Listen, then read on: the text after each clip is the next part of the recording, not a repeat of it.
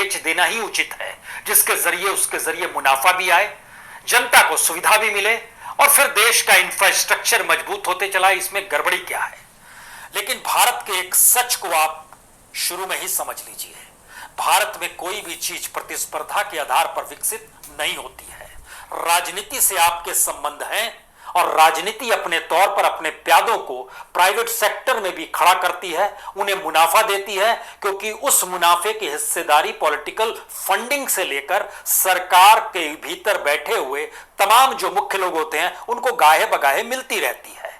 और उसमें कोई सीएजी जांच नहीं करती है, उसमें कोई पीएससी यानी पार्लियामेंट्री अकाउंट कमेटी भी नहीं बैठती है, क्योंकि जैसे ही आप सार्वजनिक उपक्रम में गड़बड़ी करते हैं तो उसकी जांच होती है, सीएजी एक एनालिसिस करती है, पीएससी उस पर रिपोर्ट तैयार करती है, मामला पार्लियामेंट तक पहुंच जाता है। लेकिन प्राइवेट सेक्टर में तो आप कुछ भी कर सकते हैं। फिर भी आप कहेंगे नहीं नहीं ऐसा नहीं है, प्राइवेट सेक्टर के खिलाफ क्यों है आप? मौजूदा वक्त में जब आप अस्पतालों के लिए भाग रहे थे तो आपके जहन में एक बार भी यह सवाल आया कि दरअसल सरकारी अस्पतालों को आप क्यों खोज रहे हैं?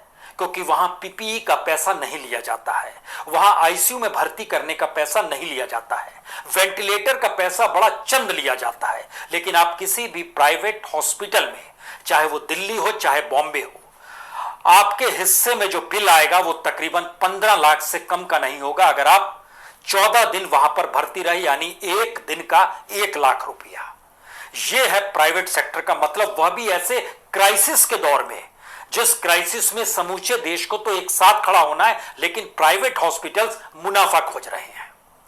इसी दौर में देखिए कि जो क्वारंटाइन सेंटर के लिए रेलगाड़ियों को खड़ा कर दिया गया और इतनी बड़ी तादाद में अलग अलग जगहों पर स्पेस क्रिएट किया गया और रेलगाड़ी वहां पर क्वारंटाइन सेंटर में जब तब्दील कर दी गई, तो क्या ये प्राइवेट सेक्टर के हाथ की रेलगाड़ी होती तो सरकार खड़ा कर सकती थी, या उसको सरकार को उसकी एवज में पैसा देना पड़ता, या फिर वो अपने तौर पर कहते कि हम व्यवस्था करते हैं लेकिन इसकी एवज में हम पैसा लेंगे हर मरीजों से? ये होता। इसका एक मतलब यह है कि दरअसल प्राइवेट सेक्टर अपने तौर पर मुनाफे के आधार पर होता है, वो कोई सोशल सर्विस करने हुए नहीं निकला होता है। लेकिन भारत की आजादी के बाद से इस देश की फिलॉसफी बहुत साफ तौर पर रही है, जो न्यूनतम जरूरतें होती हैं, जो जिंदगी से जुड़ी हुई जरूरतें होती हैं, उसको सरकार अपने तौर पर चलाएगी, क्योंकि भारत डेमोक्रेटिक स्टेट है। यहां पे लोग अपनी सरकार को चुनते हैं और वो सरकार की जिम्मेदारी अपने लोगों के प्रति होनी चाहिए। लेकिन सरकार ने ही अगर पल्ला झाड़ लिया और नए तरीके से परिभाषित कर दिया कि हम आपको सुविधा देंगे, आप हमें पैसा दीजिए, तो फिर आप एक एक स्टेप देखते चले जाइए। यूनिवर्सिटीज की तादाद देश में कितनी है? Private 389 universities. और जो सबसे पिछड़े इलाके होते हैं, सबसे पिछड़े राज्य होते हैं, वहां पर नई नई यूनिवर्सिटी खुल जाती है, वह भी कमाई के रास्ते के लिए।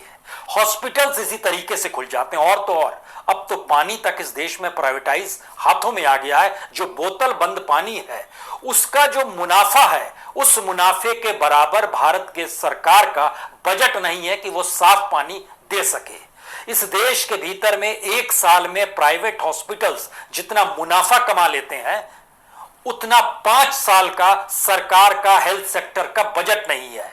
और तो और स्थिति यह आ गई कि 2019 के बजट में से 5,000 करोड़ रुपए और कम कर दिए गए 2020 के बजट में। दुनिया में कैसी स्थिति आपको देखने को नहीं